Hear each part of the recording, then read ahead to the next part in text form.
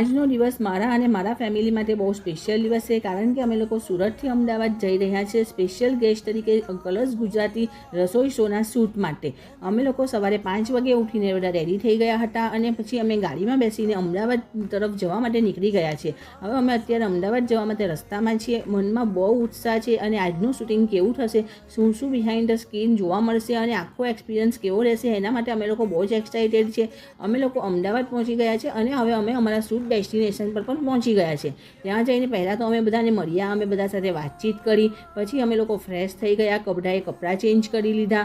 હવે અમારો turn by turn બધાનો અમારો મેકઅપ થશે અને અમને અમારા લોકોના હેર સેટ કરવામાં આવશે અને અમને શૂટ માટે રેડી કરવામાં આવશે. હવે અમે લોકો બધા શૂટ માટે રેડી થઈ ગયા છે. હવે અમને લોકોને બધાને ચારે માઇક પહેરાવી લેવામાં આવ્યા છે. અમે લોકો માઇક પહેરીને પણ રેડી થઈ ગયા છે અને ડાયરેક્ટર સાહેબ અમને શૂટ માટે અમને બધું થોડું ગાઈડન્સ આપી રહ્યા છે કે અમારે કેવી રીતે શું ડાયલોગ બોલવાના છે, શું કરવાનું છે, કેવી રીતે શૂટિંગ થશે અને હવે ટૂંક જ સમયમાં અમારું શૂટિંગ ચાલુ થઈ જશે.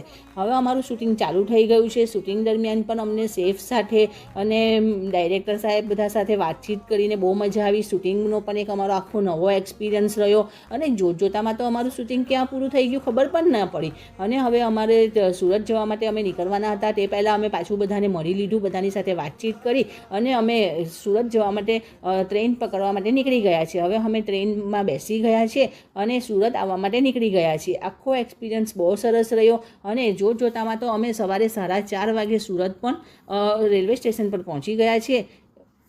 હવે હા, ટૂંક જ સમયમાં તમે અમારા ફેમિલીને કલર્સ ગુજરાતીના રસોઈ શોમાં ટીવી પર નિહાળશો. Bye bye. Thank you for watching.